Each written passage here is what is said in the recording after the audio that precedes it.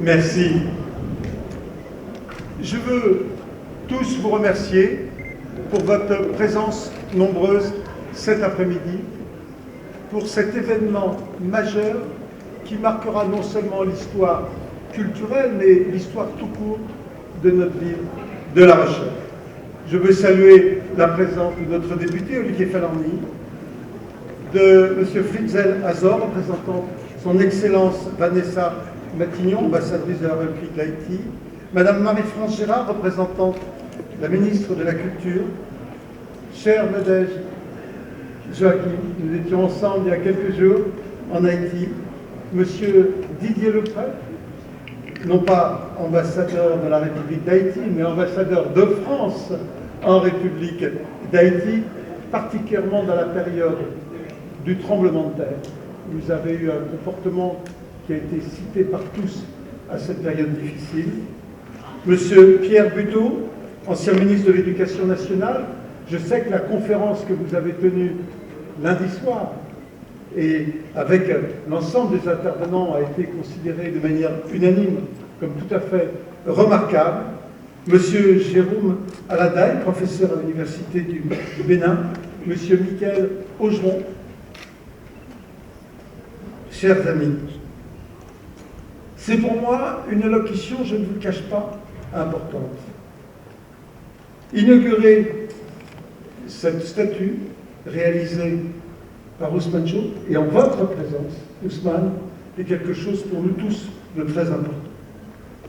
Il y a quelques jours, nous étions à Pointe-à-Pitre pour l'inauguration du Mémorial Acte sur le site de l'usine sucrière de Daroussier. Monument impressionnant par sa beauté mais aussi par son sens. Nous étions ensuite avec le président de la République au pied de la statue de Toussaint Louverture à Port-au-Prince où le président français et le président haïtien ont déposé ensemble une gerbe à la mémoire de Toussaint Louverture. Et ici, dans une forme de continuité, nous sommes à La Rochelle, dans la cour de l'hôtel Floriot, pour dévoiler la statue de Toussaint Louverture réalisée par Ousmane Sow. Cette continuité est voulue et souhaitée.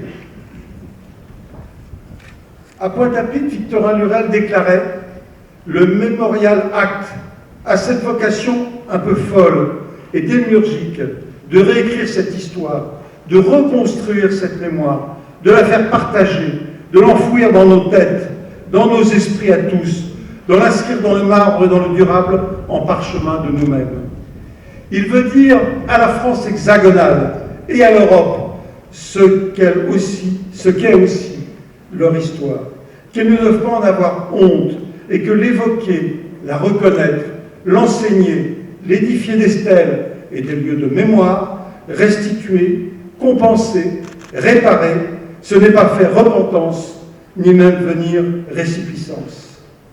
Le reconnaître, c'est se rédimer. La France a été le premier pays à reconnaître avec la loi Taubira l'esclavage comme crime contre l'humanité. C'est une avancée incontestable.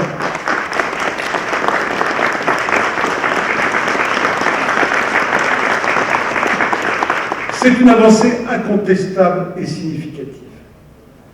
Dans la vie publique, on prolonge souvent des actions déjà entreprises. Ici même, nous prolongeons la volonté de Michel Crépeau d'ouvrir en 1982 dans ce lieu un musée du Nouveau Monde. Un musée dans lequel nous avons la double histoire rochelaise. L'histoire de l'audace, l'histoire de la volonté des hommes qui sont partis en mer, découvrir le Canada, découvrir la Nouvelle-France. Et puis de raconter ici aussi notre face peu glorieuse de la traite négrière, des habitations sucrières, ce qui fut à Saint-Domingue et aujourd'hui à Haïti.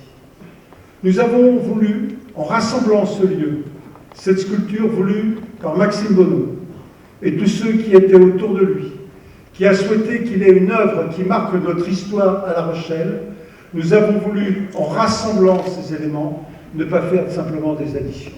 Nous avons voulu décupler le travail qui avait été engagé parce que l'un résonne avec l'autre. Je veux aussi souligner le rôle positif joué par l'association Memoria qui a travaillé de longue date pour que cette mémoire existe, qu'elle imprime ici notre ville. Comment et pourquoi avons-nous fait ce choix ici? Nous avons, sans idée préconçue, cheminé dans notre ville. Nous avons consulté, bien sûr, le sculpteur Haussmann. Et puis une évidence est apparue. C'était ici qu'il fallait, dans ce lieu, l'hôtel Floriot, mettre l'œuvre d'un artiste immense, un artiste africain, représentant l'esclave debout dans ce qui fut la maison des maîtres. Ce n'est pas une revanche, c'est la forme la plus aboutie de la réconciliation. Vérité et réconciliation, disait Nelson Mandela. La vérité, elle est ici, c'est notre histoire négrière, des Rochelais qui ont commencé par faire du commerce dans les îles et qui ont bien vu qu'il y avait des commerces plus lucratifs que d'autres, qui ont pu faire commerce d'hommes, les emmener aux Antilles, puis ensuite les faire travailler dans des conditions extrêmement rudes pour produire du sucre qui était à La Rochelle un des éléments les plus lucratifs de la vie de la cité. Ceci, c'est notre histoire. Et dans cette histoire et dans cette vérité, il y a l'histoire de Toussaint Louverture, de François-Dominique Breda, né probablement le 20 mai 1743. Nous sommes un jour anniversaire. Dans la colonie française de Saint-Domingue. Il est libéré de l'esclavage vers 33 ans, en 1776. Et il sera, en 1791, l'un des principaux organisateurs de la révolte des esclaves, dite révolution haïtienne. Unique révolte d'esclaves victorieuse de l'histoire. Souverain dans l'île, Toussaint Louverture administre Saint-Domingue comme une entité autonome. En 1801, il est à l'origine de la Constitution qui institue l'autonomie de l'île et fait de lui un gouverneur à vie. L'esclavage est aboli et l'élaboration d'une société multiraciale faite de noirs, de blancs et de mulâtres proclamée.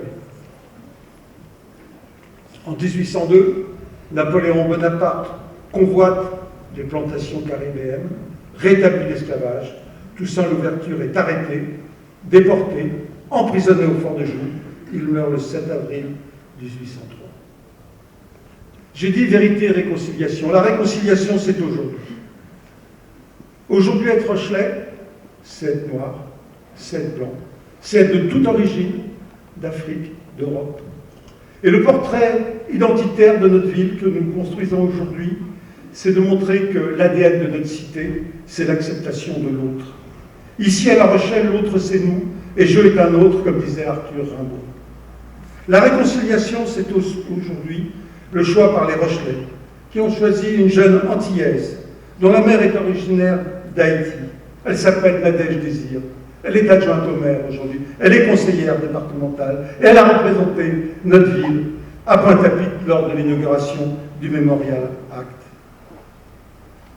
Vous savez, ce lieu vise à mettre l'œuvre dans un écrin qui protège, mais qui n'enferme jamais.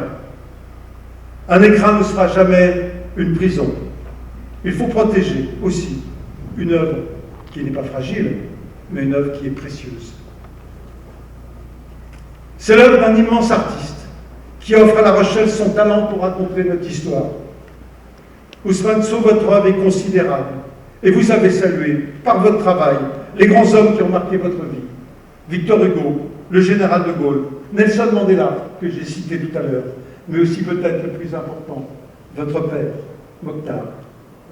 Vous entrez à l'Académie des Beaux-Arts de l'Institut de France et la République vous a honoré par la croix de commandeur de la Légion d'honneur qui a été remise par le président de la République en personne. Monsieur Ousmane Sow, La Rochelle, vous remercie ainsi que tous ceux qui sont à l'initiative de cette magnifique commande. Et je vous propose que nous dévoilions ensemble votre œuvre, que Toussaint Louverture apparaisse enfin ici et maintenant à l'hôtel Floriot.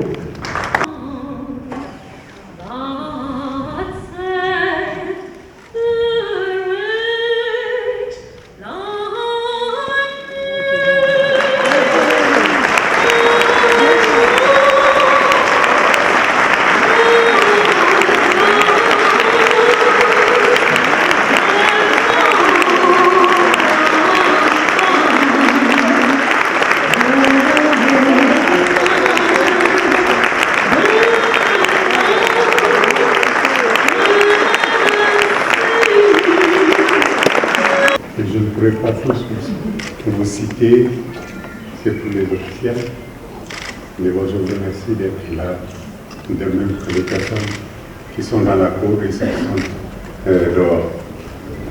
Tout à l'heure, les journalistes me demandaient ce qu'il y avait, pas comme mystère, mais disons, un clin d'œil que je fais à l'histoire. C'est-à-dire que là, je fais lire à Toussaint Louverture la constitution de Saint-Domingue qui lui a valu son incarcération, enfin, entre autres, son incarcération au Fort du Joux. Donc, vous voyez, il n'y a pas de mystère. Quand l'occasion me le permet, je me laisse emballer.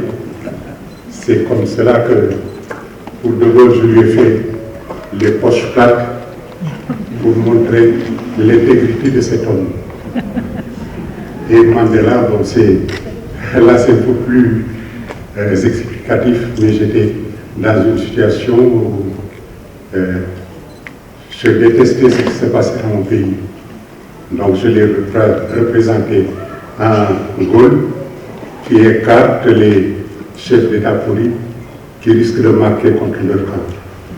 Donc voyez à chaque fois, et là, bon, rien d'historique,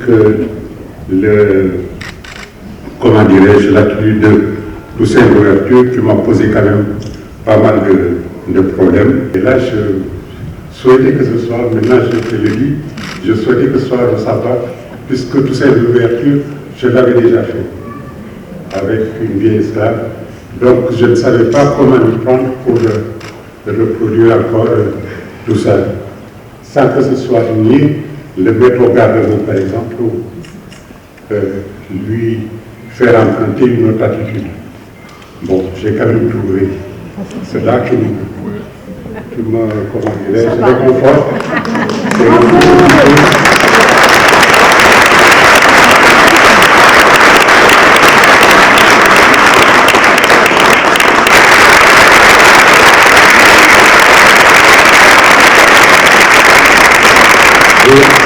vous remercier tous, en commençant par Maxime et vous, M. Fontaine, parce que vous avez été le prolongement du désir de Maxime, parce que bon, vous avez évoqué sans, comment dirais-je, fioriture, l'histoire de Toussaint Louverture, qui est une histoire douloureuse pour des millions de personnes, et d'avoir choisi de l'amener ici, protégé, parce que bon, nous craignons, mais nous aimerions aussi ne pas avoir de problème de vandalisme, ni de dégradation quelconque, même de la nature. Donc je pense que ce lieu, quand on me l'a dit, je n'osais pas choisir un lieu, mais quand on me l'a dit, j'ai donné tout de suite mon accord.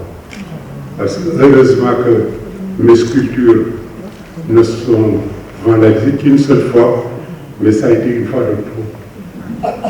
Ça a été très douloureux et je ne voulais pas que ça se reproduise. Donc je vous remercie et vous tous d'être là. Et puis bon, tout ça va être chez lui.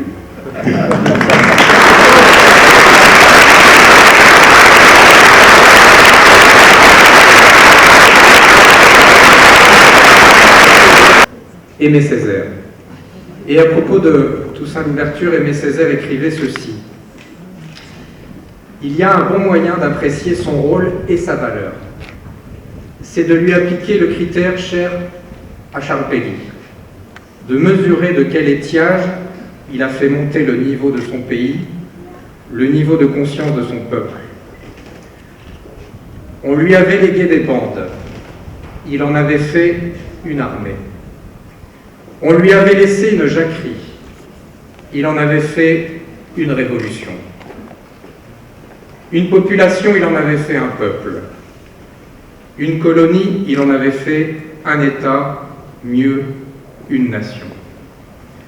Qu'on le veuille ou non, tout dans ce pays, Haïti converge vers Toussaint et de nouveau irradie de lui. Alors, mesdames et messieurs, Toussaint Louverture n'est pas seulement le héros du peuple haïtien. Il compte aussi pour le peuple français et il compte pour les Rochelais. Toussaint Louverture est l'un de ces hommes qui contribua à donner à notre humanité une mémoire, une conscience et un honneur. Toussaint Louverture avait lui-même été esclave dans la plantation de la famille Bréda. Il avait pu y ressentir dans sa chair et dans celle de ses compagnons l'infamie qui était faite au peuple noir. Cette infamie qui consista, pour des hommes, à ravaler d'autres hommes au rang de meubles, d'objets, à permettre que des êtres humains soient vendus, loués, achetés, exploités comme du bétail. L'esclavage nous montre le danger encouru par l'humanité lorsque la barbarie l'emporte sur la civilisation. Alors nous devons continuer à œuvrer pour que cette mémoire soit un bien commun à tous et qu'elle soit un patrimoine de vigilance pour les générations futures. Il fallait un grand homme pour briser le joug des tortionnaires et rendre sa liberté et sa dignité à ces hommes offensés, humiliés et piétinés par l'histoire. Toussaint Louverture sera donc ce Spartacus noir. Sa vie se transformera en destin lorsqu'il ralliera, dans la nuit du 22 au 23 août 1791, l'insurrection des esclaves du bois Caïman pour devenir bientôt le guide de ses frères de souffrance. Celui qui avait lui-même été réduit en esclavage finira par rejoindre les rangs de la République française abolitionniste, et de général de brigade deviendra le personnage le plus puissant de Saint-Domingue, le premier gouverneur noir d'une colonie française, le premier des Noirs, comme il se désignait lui-même devant Napoléon. Le 12 juillet 1801, il signera et promulguera une nouvelle constitution pour Saint-Domingue. C'est celle-là, monsieur Sceaux. Cette nouvelle constitution pour Saint-Domingue, à laquelle Bonaparte répondra par l'envoi d'un corps expéditionnaire afin de capturer les chefs noirs, de remettre la main sur Saint-Domingue et de rétablir l'esclavage. Interné et mort en prison en 1803, Toussaint Louverture n'aura jamais vu la proclamation d'indépendance de son île par son lieutenant de Salines. Lui qui pourtant en avait été le principal instigateur. Et il ne connaîtra pas non plus l'abolition de 1848, dont son combat a pourtant ouvert le chemin. Toussaint Louverture fait partie de ces hommes qui ont donné une chair à l'esprit de la Révolution. Il a donné son sens et sa réalité à l'idéal de la Déclaration des droits. Et on le sait bien, les grands hommes sont ceux qui ont la force de convertir les grandes aspirations humaines dans la réalité la plus concrète. Autorité de la ville de La Rochelle et de la France, chers compatriotes, chers amis de La Rochelle, chers amis de la France, distingués invités, je commence par remercier le maire de la ville de La Rochelle, M. Fontaine, d'associer l'ambassade d'Haïti et à travers l'ambassade d'Haïti, le peuple et le gouvernement haïtien à cette importante manifestation d'inauguration de la statue de Toussaint Louverture dans ce prestigieux musée du Nouveau Monde.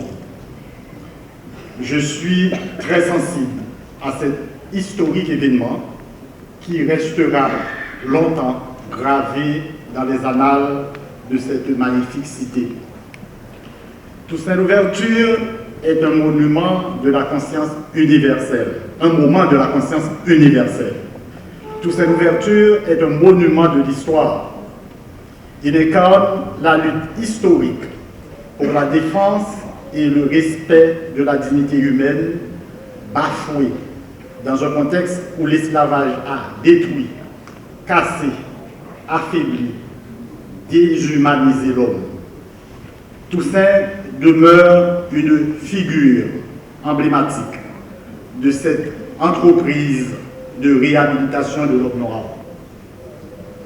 Inspiré des idées de lumière de la Révolution française de 1789, avec la fameuse formule « Tous les hommes naissent et demeurent libres et égaux en droit », l'engagement de Toussaint a permis de prendre en main le destin de tout un peuple et de secouer l'édifice colonial esclavagiste qui a abouti à la Révolution haïtienne de 1804.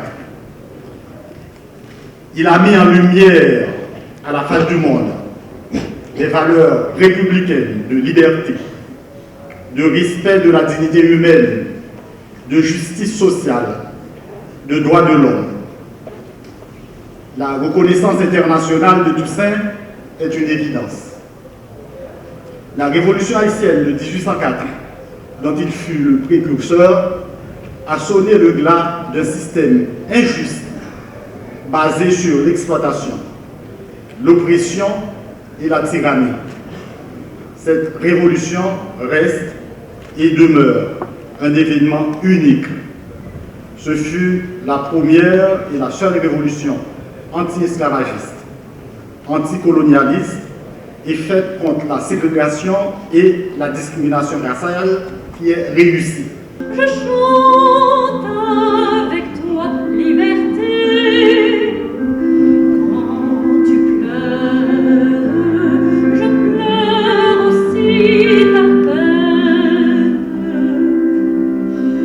Quand tu trembles, je